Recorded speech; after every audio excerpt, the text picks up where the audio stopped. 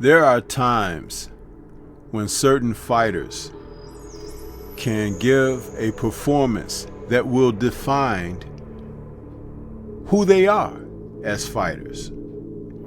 And such is the case for one White Magic.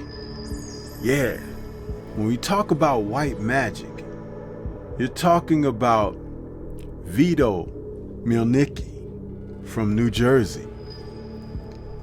You see, Vito is a fighter who has had some performances that may not have been to his liking, but this Saturday, June 21st, when he took on Kamil Gardzielik, Vito looked like he listened to his trainers as he turned in a unanimous decision win. Let's talk about Vito, the fight that he had, and what could be on the horizon for him going forward.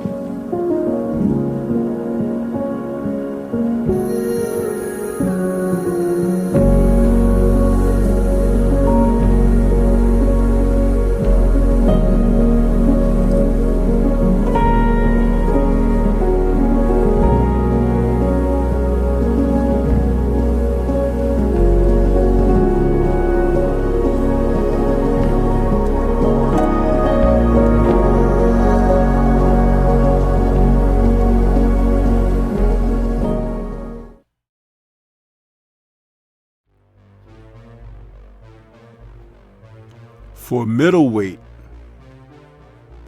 Vito Mielnicki, Kamil Gardzielik was the proper recipe for him to have success.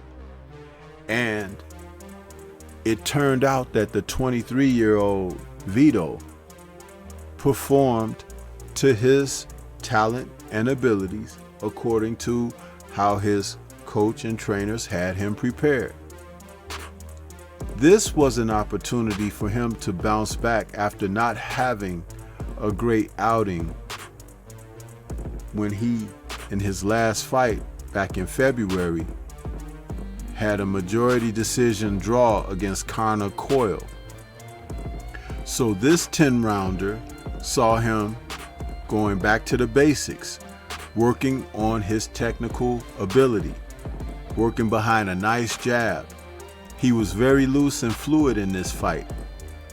And the Polish fighter in Gardzielik, who's a bit older at 32 and a veteran, tried to initially show some strength early on, but Vito was sharp with his jab, light on his feet, and worked a variety of punches in with uppercuts, 45s, hooks, and body punches. To the degree that Kamil was a little bit befuddled. I believe he didn't expect Vito to be so accurate. And so he was put down in the 3rd round. The fact that he went down from a shot by Vito, it kind of changed everything for him. Upon being dropped, Kamil got up and kind of went after it, but Vito followed up with some sharp shots. And from that point on, he had established who was the boss in the ring. Now, what I liked about Vito's performance is that Ronnie Shields was constantly reminding him to use his punches in variety and throw combinations. And he followed that advisement to the degree that the judges had scored the fight 100-89 on 2 cards. 100-89 on all 3 cards for a unanimous decision. And it gave a real boost to the 6-foot middleweight from Belleville, New Jersey. I believe with a win like this, it builds his confidence and he can have another fight against a veteran fighter before he starts going into that place of contention. There's no rush for Vito because at 23, there's a lot to do. And if he continues as he made his adjustments from his last fight to this one, by the end of the year, he could be looking up toward who he can go after in the top 10. Because there are some fighters that are just kind of placeholders. Now, he's a super welterweight, but this fight was fought in the middleweight division. So he showed some power. He showed some strength. But I would like to see him get back to super welterweight, because there are fighters there that are older before he considers top 10 type competition, but he can grow through the matches. Now, if he stays at middleweight, it might be a faster track for him with the proper matchmaking. But that's up to his people. But what I liked was the fact that he was following what Ronnie Shields was telling him to do. He was applying what his trainer was suggesting. He showed confidence. He did appear to tire a little bit in rounds 8 and 9. There seemed to be a little bit of a let up. I don't know if it was due to fatigue, anxiety, or it was just something that was a bit of a fluke. But that's something he's going to have to guard against, because you have to be sharp for the distance. And in this instance, because he did hurt Kamil early, I don't think Kamil was willing to take chances to try to win the bout. But I did enjoy Vito's performance. You know, when young fighters are in a groove, you could see their confidence looming during the fight, and you could kind of see that from him here. But we need more of that. He needs to be able to apply himself in a way where he can get in there and do exactly what the coaches and trainers are asking of him. A nice stiff jab, following up with a variety of punches, not being a repetitive, robotic type fighter.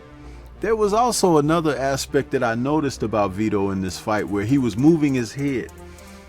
As when Gardzielik was throwing shots, he was slipping, anticipating the shot, slipping and countering right back, or moving his head off center line without being told, move your head, which was great. So there was some growth here, and I just hope he's able to build upon this, because I just like when the young fighters are doing what their coaches are asking of them. And that's what I was able to take away from this. Vito's record improves now to, after this win, he's 21-1 with 1 draw, 12 KOs. And I do believe that he should fight again before the end of the year, maybe 2 times before the end of the year. That's what they should do for him. Keep the young man busy. Don't let him rest on his laurels. I'll be there to watch. But what do you think? This is Stormy B-Man. Shout out to the mighty LDBC and Liberated Perspective, a third eye view of the world. For more content such as this, please like, comment, subscribe, and share. Let me know your thoughts about Vito Mielnicki and where he should go. Peace to everyone out there, and everyone please remain safe.